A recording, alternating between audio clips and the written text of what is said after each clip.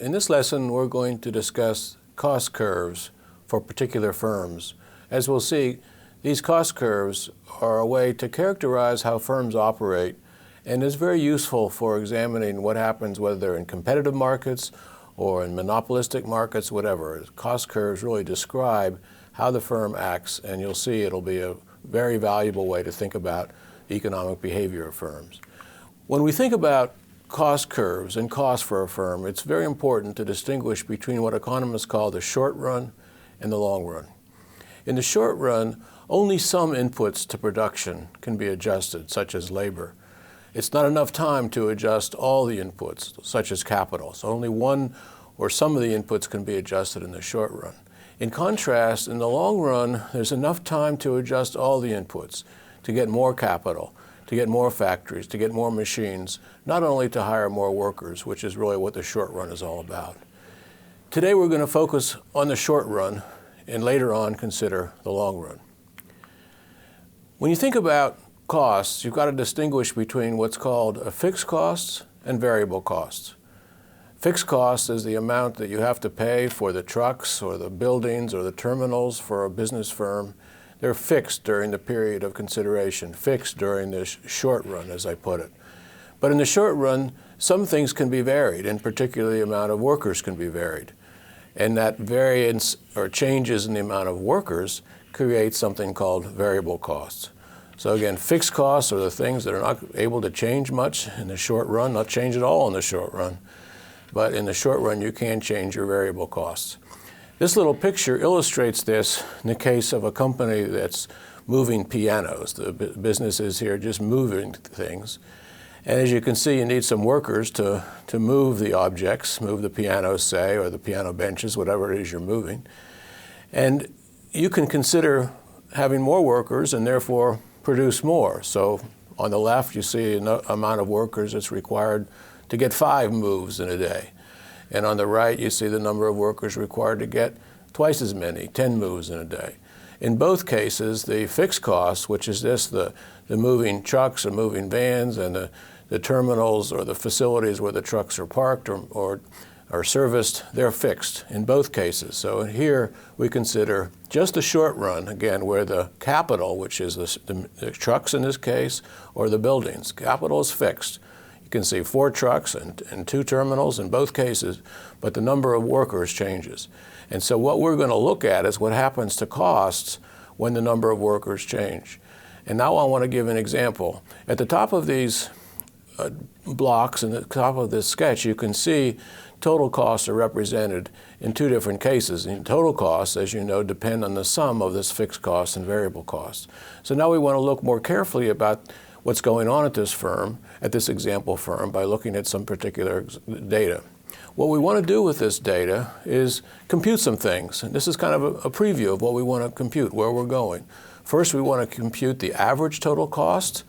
That's the total cost of producing in a particular period, a particular amount, divided by the total quantity produced. Symbolically, TC for total cost divided by the quantity.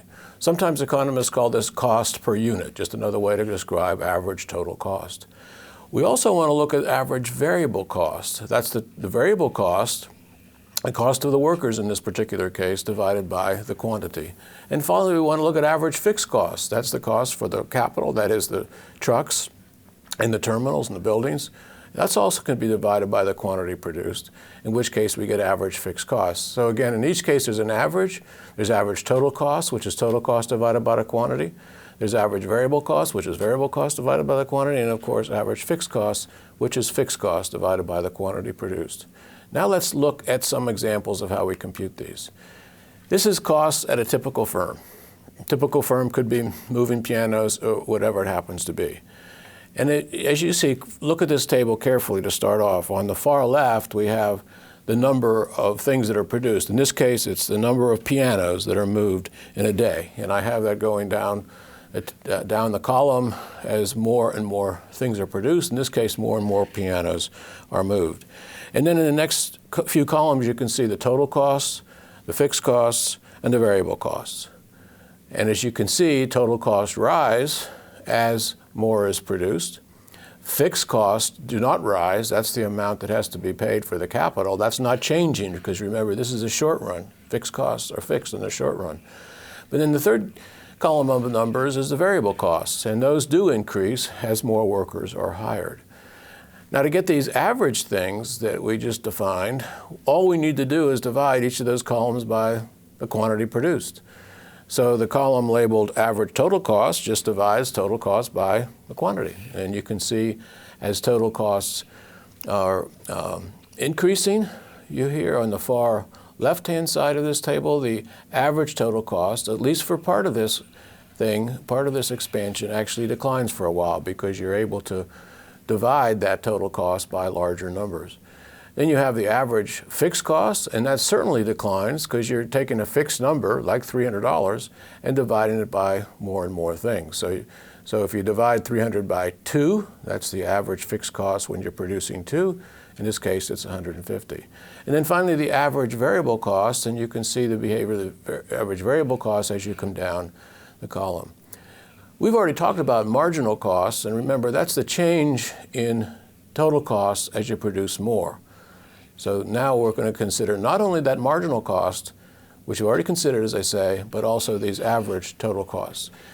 To get a sense of what's going on in this table, it's useful to plot the numbers. So I want to look at these average numbers in a picture. I'm just going to plot those so it's easier to see what's going on. To get a better understanding of the data that are in that table in this example about average total cost and average variable cost and marginal cost, I want to plot these in a diagram. And when I do, I'm going to get something called the marginal cost curve, the average total cost curve, and the average variable cost.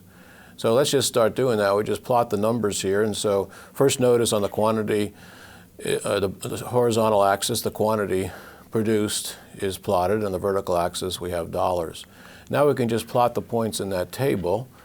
And this is kind of straightforward. You just plot the points and connect them. So those were the marginal cost points that are in the table. And now we're plotting a second curve. And as you can see, this is average total costs.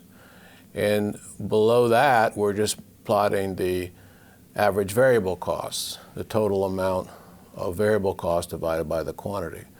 So each of these averages, remember, we're dividing by the quantity, and the marginal cost, which we've considered in the past, is the change in total costs.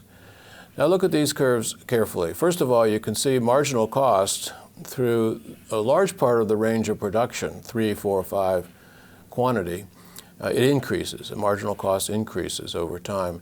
We've also added a little bit of extra interesting things here because at very low levels of production, you see marginal costs are actually declining a little bit.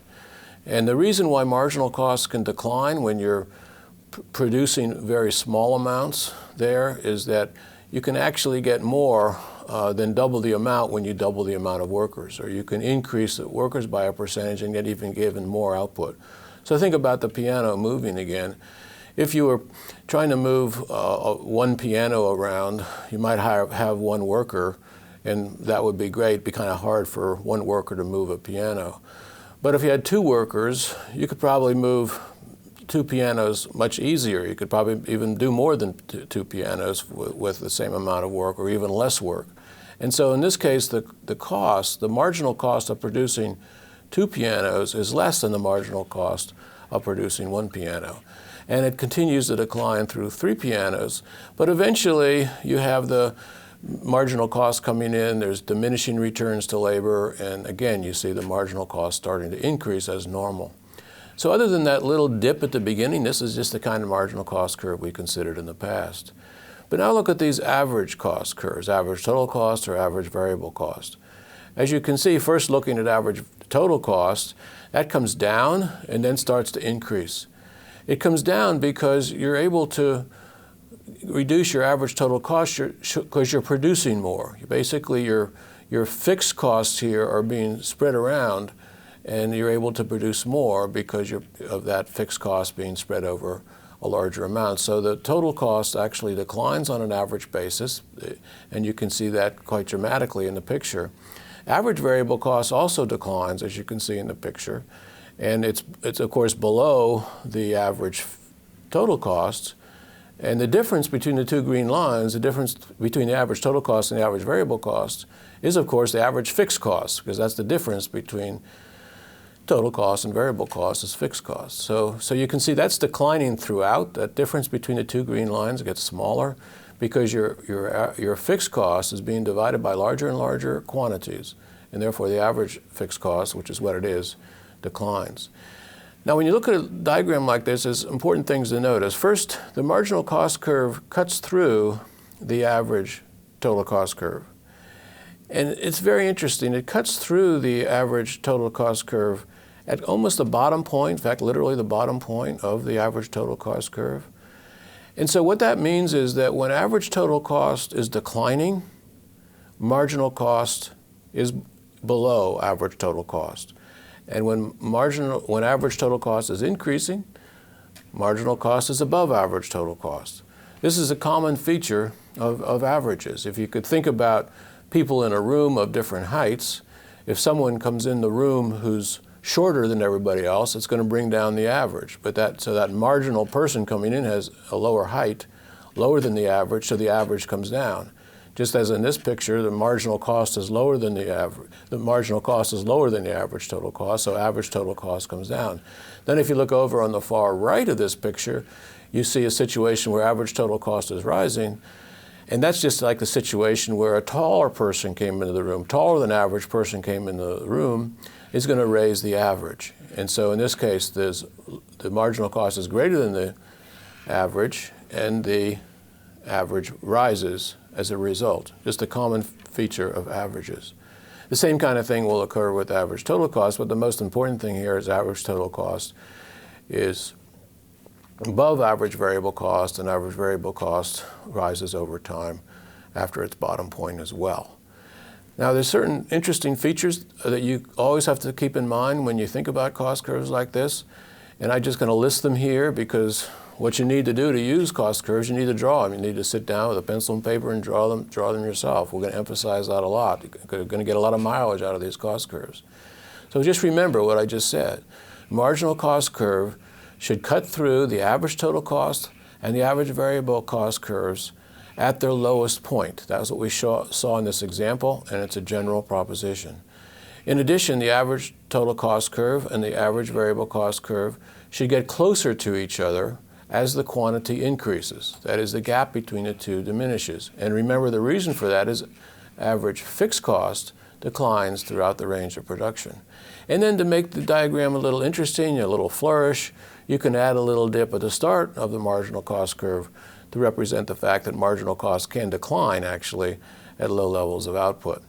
So given all this, let's just take a chance and draw the cost curves yourself. I'll draw it on the screen. So let's use that information to draw the cost curves for a particular firm. So we can put on the vertical axis, we're going to put the dollars as usual. And on the horizontal axis, we're going to put the quantity, let's just call it Q, that's produced. I'm not going to label the axes with particular units because this is kind of a generic picture that characterizes the important properties of the curves. So first of all, the marginal cost curve. And so remember, that's got a little flourish at the beginning, but it's basically increasing throughout the entire range of production. That little flourish there represents declining marginal costs for very low levels of production. So we'll label it marginal cost. Then we put in the average total cost, which has got to have that U shape, but it's got to go through the marginal cost curve at the bottom point of average total cost. So it's coming down, it's coming down, it's coming down, and it turns just as it hits the marginal cost curve, and we label that average total costs. And then finally, the average variable cost, which is going to be below average total cost, but the gap between the two diminishes over time. So we can draw it like this. It's supposed to getting closer to the average total cost curve. Let's label it average variable costs. And you can see this is supposed to be the bottom point of average total cost. This is supposed to be the bottom point of average variable cost. And they go through the marginal cost curve just at that bottom point. Let's look at a finished version of this picture where we now got the colored lines to distinguish, but it's effectively just what I just did in a sketch. So remember this curve. Marginal cost increasing except for this little flourish at the beginning to make it interesting. Average total cost is U-shaped, passes through the marginal cost curve at the bottom of average total cost. And finally, average variable cost, also U-shaped, passes through marginal cost when average total cost is at the minimum. And then it gets closer. We're going to use this curve for the next few lessons and make it go to work so we can see how firms described in this way behave over time. Thank you.